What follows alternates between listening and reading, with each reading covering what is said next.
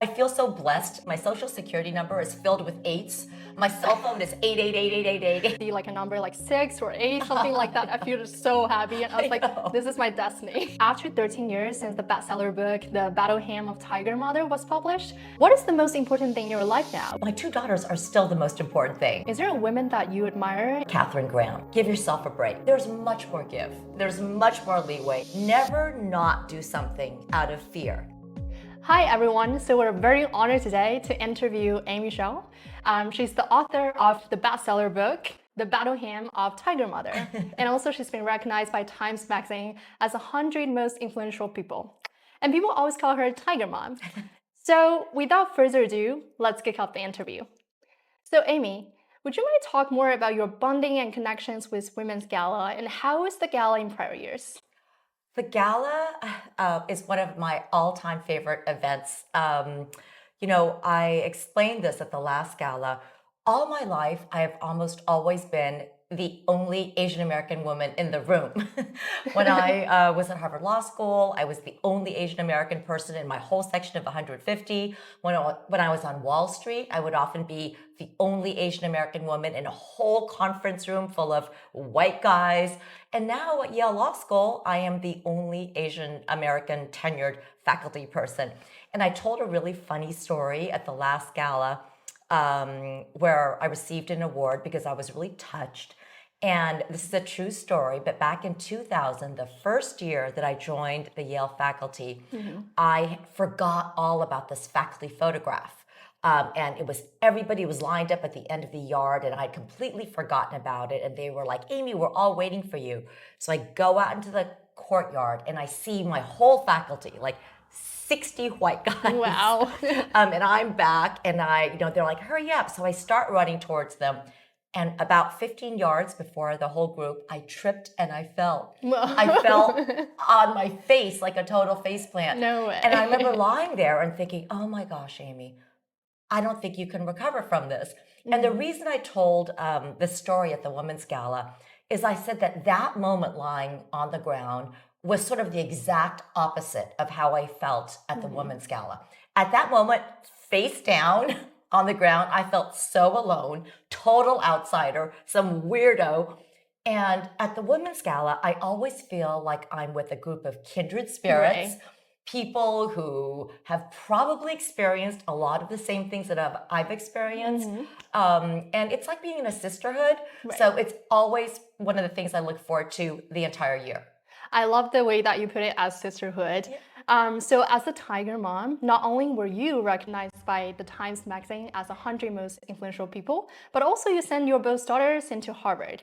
So I'm wondering what motivates you. And when you think about educating next generations, so would you say that passion, discipline, or courage plays a more important role to one's personal success? That's a great question. I actually think it's a false dichotomy to say, do you think that they should pursue their passion or have self-discipline or what was the last one? Hard work or courage. Or courage. Yeah. I'm really proud of my two daughters, but not because they went to this school or that school, but honestly, because they have grit. I think that in life, the older I get, all of us, no matter how seemingly successful, we fail. We have really down times. I've been through some really bad moments, even just in the last 5-10 years. So what I see the real goal of tiger parenting being is instilling a deep inner strength, and a kind of confidence that says, look, I believe in you more than anyone. And you're a really special person, but life is not going to be easy. And you should just, you are worth so much. Even if you fail, just get up and try again, and you will be a star. And that's for me, the real message of tiger parenting. It's not Harvard or Yale or, all these degrees. It's kind of instilling a very meaningful kind of inner strength that really allows you to pick yourself up off the ground. I mean, in my case, literally, Exactly. when you fall on your face and just kind of lets you be the best you that you can be. Yeah, deep inner strength, so inspiring. And now that I learned success is not defined in just one way, it's defined in a lot of ways. And most importantly, if someone can be there to support you and know your value, that would be the best thing. Yeah. So my next question is, Do you believe in destiny? And then do you think that one's fortune can be trained? I am a really superstitious person. I feel so blessed. I feel like I've had the luckiest life. I really have. And this is crazy. My social security number is filled with eights. My cell phone is 8888888. And as you know, eight is a lucky number. Exactly. My birthday is all eights. But more seriously, I think we make our destinies. And I think it's actually related to the previous question. I think we all have a choice of, we can look at our lives at any given point as a total disaster. Everything is against me. I have the worst luck. Or, I'm lucky to be alive. I'm still alive. I still have a brain. Yeah. I still have agency. And I think if you look at it that way, then it's kind of mixed. I think that we have the power to control our own destinies. That doesn't mean that we have the power to make everything go smoothly. Yeah. It's disaster after disaster. But I think we have the power to take whatever attitude we want and to kind of look at the world in a certain way. And I've always been an optimist. Yeah, exactly. So I guess I can definitely resonate that because like every time when I fail or like, had a hard time, and then when I open my phone and see like a number like 6 or 8, something like that, I feel just so happy. And I was like, this is my destiny. I know. Okay, so next question is, after 13 years since the bestseller book, The Battle Hymn of Tiger Mother was published, what is the most important thing in your life now? Would you answer that question differently? My children, my two daughters are still the most important thing, Yeah. family. And I'm very lucky. My 87-year-old parents are still alive.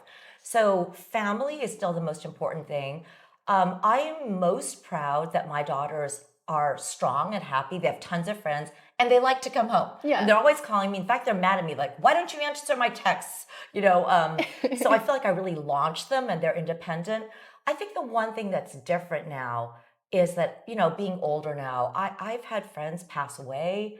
I've had, there's a lot of sadness in the world. So now when I think back when my girls were 4 and 6, I feel like I was so obsessed. It was like, oh my God, this exam, this recital, this, so my only advice to younger moms and younger career people is give yourself a break. Like at the time it feels like, oh my gosh, if I don't get this, the world is going to collapse. Right. Or if this exam doesn't go well, we will never get to any college. And as a person with a little bit more experience now, there's much more give. There's much more leeway, and there really are much more important things in life, like family, health, friendship, joy, and kind of generosity and giving. So I'm still myself. I would not really do that much differently. But I think just as the years roll on and you see what happens, just to try to encourage people to